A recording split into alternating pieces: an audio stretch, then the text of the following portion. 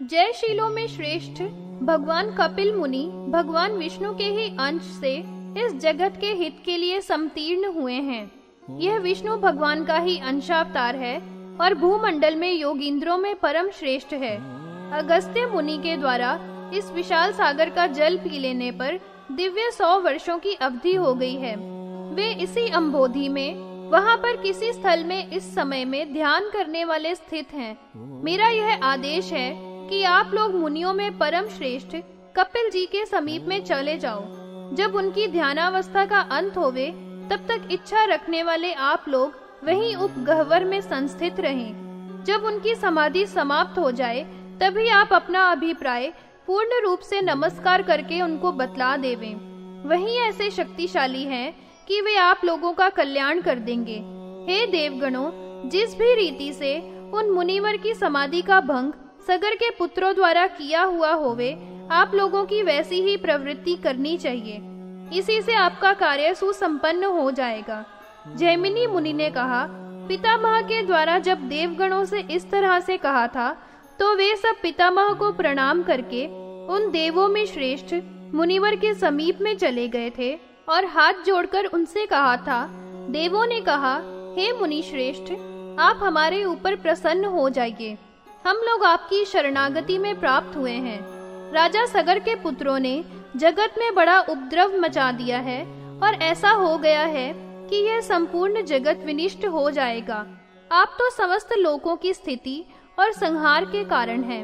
आप तो भगवान विष्णु के अंश से ही अवतीर्ण हुए हैं और इस भूमंडल में योगींद्र के स्वरूप को धारण करके संवस्थित हैं।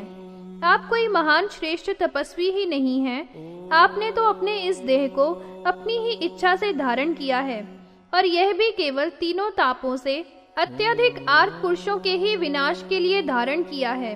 हे ब्राह्मण, आप तो ऐसे अद्भुत शक्तिशाली हैं कि अपने मन से ही इस संपूर्ण जगत का सृजन, संस्थिति और संहार अपनी इच्छा के अनुसार बिना किसी संशय के कर सकते हैं। आप तो हमारे धाता और विधाता हैं तथा आप गुरु हैं और परायण हैं। आप हमारा परित्राण भी करने वाले हैं। अब आप हमारी इस वर्तमान आपदा को दूर भगाइए। हे विप्रेंद्र, आप हमारे रक्षक होइए और विशेष रूप से हम विप्रों की रक्षा करने वाले होइए। हम तीनों लोकों में निवासी सगर के पुत्रों के द्वारा भयमान हो रहे हैं। हे सुव्रत, इस लोक में आप जैसे महापुरुषों की सात्विकी की चेष्टा हुआ करती है। इसीलिए आप समस्त लोकों की ओर हमारी रक्षा करने के योग्य हैं। हे भगवान, यदि आप ही हम सबकी रक्षा नहीं करेंगे तो यह संपूर्ण जगत अकाल में ही विनिष्ट हो जाएगा। जैमिनी मुनि ने कहा, जब इस प्रकार से सब देवगणों ने अभ्यर्थना की थी तो कपिल मुनि ने धीरे से अपने दोनों नेत्रों को खोला था। फिर उस सब का अवलोकन करके कपिल भगवान ने यह परम सुनृत वचन कहा था। ये सगर के पुत्र सब अपने ही कर्म से निर्दग्ध होकर विनष्ट हो जाएंगे। जब भी इनके विनाश का काल प्राप्त होगा तभी नाश होगा। तब तक उस काल की आप सब लोग प्रतीक्षा कीजिए और मैं तो उन दुष्ट आत्मा वालों के विनाश करने का कारण बनूंगा। हे सुरश्रेष्ठो, आप लोगों के अर्थ की सिद्धि के लिए केवल मैं कारण स्वरूप बनूंगा। महापापी ये सगर के पुत्र मेरे क्रोध की अग्नि से विप्लुष्ट होकर भस्मीभूत हो जाएंगे। ऐसा ही काल होगा कि इन सबकी बुद्धि उपहत हो जाएगी और चिरकाल में इनका विनाश होगा। इसीलिए सभी देवों का दुख दूर हो जाएगा और सभी लोग सभी ओर से भयहीन हो जाएंगे। वे सभी बुरे आचरण वाले हो जाएंगे। इसलिए अब आप लोग सब निर्भय होकर अपनी पुरी की ओर गमन कीजिए। अब आप लोगों को कुछ काल की प्रतीक्षा अवश्य ही करनी होगी, तभी आप अपने अभीप्सित को प्राप्त करेंगे। जब इस प्रकार से मुनि के द्वारा देवगणों से कहा गया था तो इंद्र के सहित सब देवों ने उनका अभिवादन किया था। फिर उन मुनीश्वर को प्रणाम करके परम समाश्वस्त होकर उन सबने स्वर्ग की ओर प्रस्थान किया था। इसी बीच में पृथ्वी के स्वामी राजा सगर ने एक महान यज्ञ करने का विचार मन में किया था।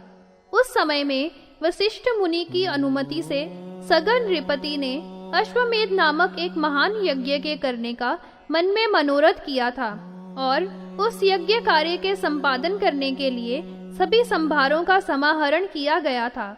उस समय में और आदि जो विप्र थे, उनके द्वारा राजा विधि विधान के साथ दीक्षित हुआ था। जब राजा ने दीक्षा लेकर यज्ञ का समाचरण करने के लिए दीक्षा में प्रविष्ट हो गया था, तो उसमें जो अश्व छोड़ा जाता है, उसके भली भांति चारण करने के लिए नियुक्ति की थी। महायशस्वी सगर ने उन सब सहस्त्र पुत्रों को अपने समीप में बुलाकर उनको आदेश दिया था, इस अश्व को इस पृथ्वी तल में चारों ओर चारण कराने को गमन करो। फिर हे पुत्रों, शीघ्र ही आप लोग घुमाकर इस अश्व को फिर मेरे पास ले आओ। जैमिनी मुनि ने कहा। इसके अनंतर उन पुत्रों ने अपने पिताश्री की आज्ञा से उस अश्व को वहां से अपने साथ में ले लिया था। उन्होंने उस अश्व को समस्त पृथ्वी तल में चारों ओर घुमाया था। विधि की प्रेरणा से ही वह अश्व भूमि में परिवर्तित हो गया था।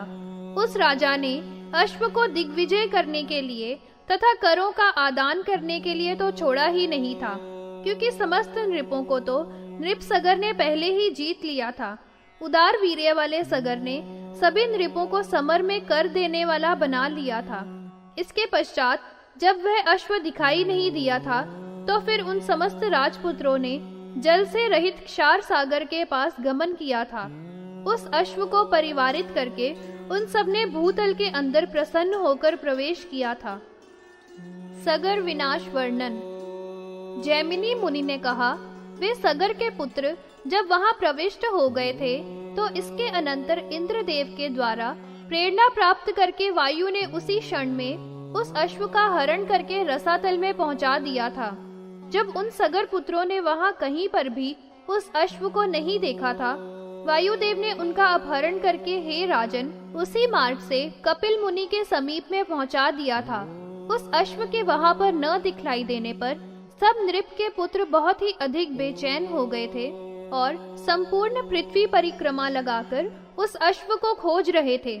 उन्होंने पहले संपूर्ण भूतल पर उस अश्व को ढूंढा था, फिर सब नगर, पर्वत और वनों में उसकी खोज की थी। जब उन्होंने कहीं पर भी उस यज्ञ के पशु अश्व को नहीं देखा था, तो उन सबके हृदयों में बड़ा भारी दुख हुआ था। फिर वे सब अनेक ऋषियों से घिरी हुई अयोध्यापुरी में समागत हो गए थे। अपने पिता सगर का दर्शन कर उन्होंने प्रणाम करके सभी घटित घटना के विषय में अपने पिता से निवेदन किया था। उन्होंने कहा, हम सब ने पूरी पृथ्वी की परिक्रमा करके फिर वरुणालय में प्रवेश किया था। हम उस अश्व को बराबर देखते रहे थे, किंतु हमारे द्वारा रक्षा किया हुआ भी वह अश्व को किसी के द्वारा सहसा हरण कर लिया गया है। जब इस रीति से उनके द्वारा राजा सगर से कहा गया था, तो यह सुनकर उसको बड़ा भारी क्रोध हो गया था और उस उत्तम नृप ने उन सब से यह कहा था, तुम सब बड़े पापी हो, यहाँ से इसी समय निकलकर चले जाओ और फिर लौटकर अपना मुंह मत दिखाना। तुम सबने जीवित रहते हुए ही किस तरह से उस अश्व को खो दिया है। तुम बड़े डरपोक हो। जब वह अश्व ही नहीं है, तो उसके बिना आप सबका यहाँ पर आगमन सचमुच नहीं होना चाहिए। इसके अनंतर वे सब इकट्ठे होकर वहाँ से प्रयाण कर गए थे और परस्पर में कहते थे कि अभी तक भी वह अश्व कहीं पर भी दिखलाई नहीं दे रहा है। हम अब क्या करें? हमने संपूर्ण वसुधा तो देख डाली है और पर्वत, वन और कानन भी देख लिए हैं, किंतु वह अश्व कहीं पर भी दिखाई नहीं दे रहा है। अश्व का दिखाई देना तो दूर रहा, उसका कहीं पर चर्चा भी नहीं हो रहा है कि वह कहाँ पर होकर निकला था। इसलिए समुद्र से आरंभ करके पाताल पर्यंत इस भूमि का विभाजन कर खोद डालें और पाताल में उस अश्व की खोज करें। फिर सगर के पुत्रों ने यही अपना विचार बना लिया था और उन सबका यह बड़ा ही क्रूर निश्चय था। उन सब ने समुद्र के तट से आरंभ करके सब ओर से उस भूमि को खोदना आरंभ कर दिया था। उनके द्वारा खोदी जाने वाली भूमि बहुत ही बेचैन होती हुई उत्पीड़ित हुई थी। उन सबके इस महान भीषण कृत्य को देखकर समस्त प्राणी रोने लग गए थे। इसके पश्चात उन्होंने भूमंडल में भारत खंड को खोदकर संक्षिप्त कर दिया था और भूमि के 1,000 योजन भाग को सागर के स्वरूप में योजित कर दिया था, जिससे यह भूभाग कम हो गया था। उन नृप के पुत्रों ने उस समय भूमि को खोदते हुए पाताल लोक के तले तक खोद दिया था और उसके अंदर पाताल में फिर उस अश्व को देखा था। फिर जब उनको वह यज्ञ का अश्व वहां दिखाई पड़ गया तो सब चारों ओर से एकत्रित होकर बहुत अधिक प्रसन्न हुए थे। उनका बहुत अधिक संतोष हो गया था। उनमें कुछ तो बहुत अधिक हंसने लगे थे और कुछ परमानंदित होते हुए नाचने लग गए थे। वहां पर महान आत्मा वाले कपिल मुनि का दर्शन किया था, जो कि परम वृद्ध थे और तेज से दैदीप्यमान हो रहे थे। उन्होंने पद्मासन बांध रखा था। इस तरह से बैठकर अपने नेत्रों को नासिका के अग्रभाग लगाकर ध्यान में योग क्रिया के अनुसार मग्न हो रहे थे। उनका सिर और ग्रीवा एकदम सीधे थे और आगे की ओर उनका वक्ष स्थल विष्टवत था। उनका परिपूर्ण तेज सभी ओर से अभिसरण कर रहा था, अर्थात उनका अपना आत्म तेज उनके चारों ओर एक मंडलाकार में उद्दीप्त होकर दिखाई दे रहा था। जिस तरह से निर्वात स्थान में एक रस दीपक की लौ प्रकाशित हुआ करती है, उसी भांति से सब और उनका तेज प्रकाशित हुआ दिखाई दे रहा था। उनके अपने अंतःकरण में प्रकाशित जो विज्ञान था, उसी से परिपूर्ण उनका कलेवर था। समाधि में उनका संलग्न चित्त छिपे हुए समुद्र के ही समान था और वे विधि के साथ योगाभ्यास में समारूढ़ होकर अपने ध्येय पर ब्रह्मा में संलग्न मन वाले थे। उन्होंने परम शांत योगींद्रों में अधिक श्रेष्ठ मुनि का अवलोकन किया तो ऐसा उस समय में आभास हो रहा था कि यह कोई जलती हुई ज्वालाओं की मालाओं से परिपूर्ण साक्षात अग्नि का ही स्वरूप है।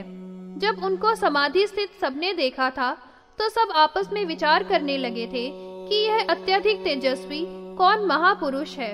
हे राजन, मुहूर्त मात्र समय तक तो दंग से होकर रह गए थे और फिर उनको बड़ा भारी डर लगा था। फिर भावी की प्रबलता से प्रेरित होकर उन सगर के पुत्रों ने यही निश्चय बना लिया कि हो ना हो यही इस अश्व को हरण करने वाला है।